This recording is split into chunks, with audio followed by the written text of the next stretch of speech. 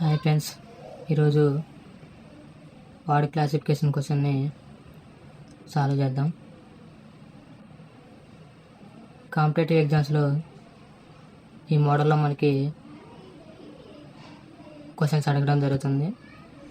మరి వీటిని ఎలా సాల్వ్ చేయాలంటే భిన్నంగా ఉన్న దాన్ని గుర్తించి మనం ఆన్సర్గా ఫైండ్ చేయాలి.